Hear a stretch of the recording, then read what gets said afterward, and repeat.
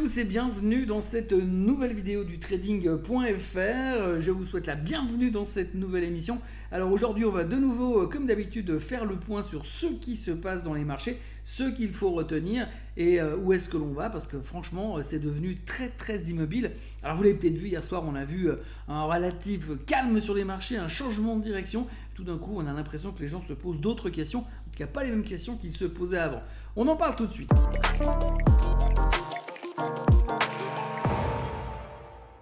La première chose qu'il faut retenir de cette semaine et dans la semaine à venir, c'est bien entendu le plafond de la dette. C'est le centre du monde, on ne parle que de ça. Bien évidemment, il n'y a pas d'autre question que ça. Plafond de la dette, plafond de la dette, plafond de la dette. Vont-ils trouver un accord ? Et on est en train de se rendre compte gentiment que même si on trouve un accord, c'est pas forcément garanti que ça soit une bonne nouvelle. Non, parce que si vous trouvez un accord, c'est parfait, très bien. Le problème, c'est qu'aujourd'hui, si vous regardez l'état du Trésor américain, ils n'ont plus une thune sur le compte, plus un centime. Qu'est-ce qu'ils sont obligés de faire ? Ils vont devoir aller dans le marché obligataire dès la semaine prochaine et lever des milliards et des milliards. On parle de 700 milliards de dollars qui doivent être levés. Il va falloir arriver sur le marché obligataire et demander 700 milliards à tout le monde. Est-ce que les gens sont prêts à sortir 700 milliards en quelques jours ? Rien n'est moins sûr aujourd'hui, surtout que certains des créanciers obligataires habituels, comme la Chine par exemple, on n'est pas sûr qu'ils aient vraiment envie de prêter du pognon aux États-Unis en ce moment. Donc, on se pose pas mal de questions. Et puis surtout, si demain, on doit assécher le marché obligataire, est-ce que réellement ça sera positif ? Et puis autre question, si aujourd'hui on arrive à trouver un accord entre républicains et démocrates, est-ce que cela ne voudra pas dire que finalement ils ont fait des concessions, ils ont coupé dans les budgets ? Et s'ils ont coupé dans les budgets, forcément, il y aura moins de dépenses. S'il y a moins de dépenses, il y a des risques de faire ralentir l'économie. Et si l'économie ralentissait un peu trop, récession. La deuxième chose qu'il faut retenir, c'est que si on ne trouve pas d'accord, là on aura un défaut de la dette. Alors si on a un défaut de la dette aux États-Unis, aujourd'hui tous les spécialistes sont sortis pour faire des calculs. Ils ont sorti les spreadsheets Excel. Ils s'interrogent par tous les moyens pour savoir ce qui va se passer. Comment ça va se passer ? Quelle sera la réelle solution pour s'en sortir ? Eh bien aujourd'hui, on n'a pas vraiment la réponse, mais tout le monde est en train d'essayer de faire un petit peu des paris. Alors on se la joue au dé, aux cartes, au craps, je ne sais pas. Toujours est-il que pour l'instant, il y a 2-3 chiffres qui circulent. Alors ça ne veut rien dire parce qu'on sait très bien qu'en termes de prévision boursière, on est absolument nul. Mais si on regarde tout simplement les derniers chiffres qui sont sortis, vous avez un chiffre extraordinaire, c'est celui de la Maison Blanche. La Maison Blanche a annoncé que s'il y avait un défaut de la dette, c'était 45% de baisse sur les marchés financiers. 45%. Je ne sais pas d'où ils sortent le chiffre. Pourquoi pas 52 ? Pourquoi pas 48 ? Non, 45%. Ça, c'est la prévision de la Maison Blanche. Alors, la Maison Blanche n'a jamais fait de prévision boursière. Et là, ils commencent à en faire. Je ne sais pas s'il faut trouver ça rigolo ou s'en inquiéter. Et puis, à côté, vous avez JP Morgan qui, eux, parle de 17%. Donc, on a un peu l'impression aujourd'hui qu'on a deux scénarios possibles. Trouver une solution et ne pas trouver de solution.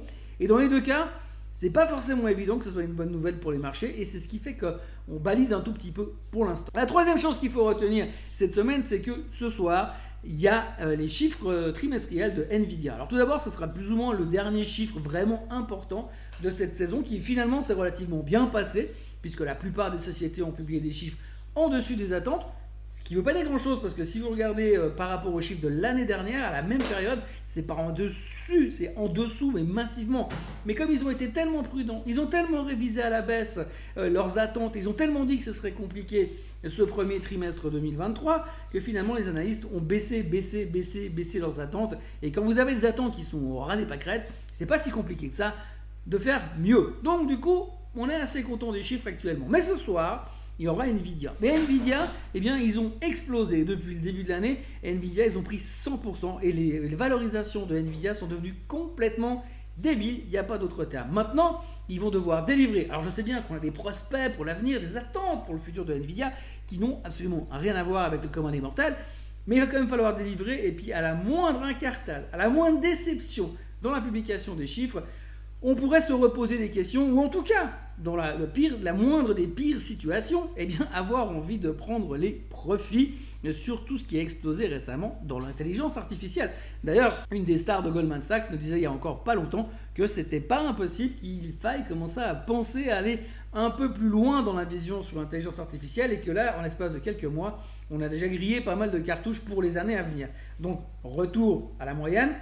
Pourquoi pas sur l'intelligence artificielle. Quatrième chose qu'il faut retenir cette semaine, c'est que ce soir aussi, il y aura les minutes du FOMC meeting du mois de mai. Alors, on ne s'attend pas à grand-chose, on ne s'attend pas à des grosses surprises, bien entendu, on connaît l'histoire, mais d'habitude, on est très concentré là-dessus. Alors, comment ça se passe?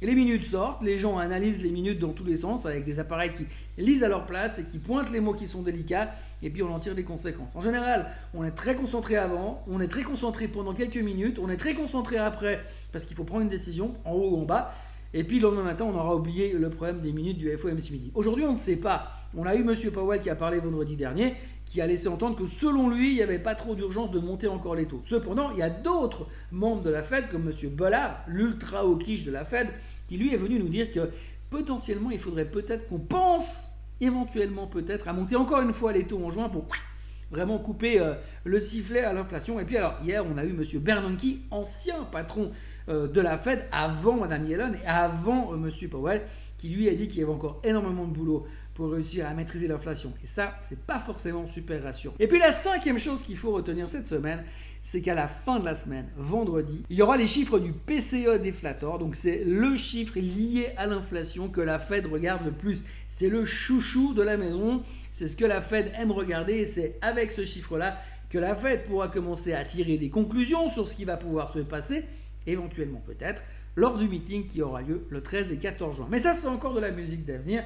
D'ici là, il va falloir gérer toujours ce foutu plafond de la dette, puisque je rappelle, pour mémoire, que selon Mme Yellen, dès le 1er juin, s'il n'y a pas de solution qui a été trouvée, les États-Unis seront en défaut de paiement. Voilà, moi je vous souhaite une excellente suite de semaine, un bon week-end. On se revoit mercredi prochain, bien sûr. D'ici là, n'oubliez pas d'aller voir ce que fait Jonathan en salle de trading, parce que ces derniers jours, pour ce que j'ai vu, c'était razzia maximum sur les points de trading. Passez une très bonne journée et à mercredi. Bye bye.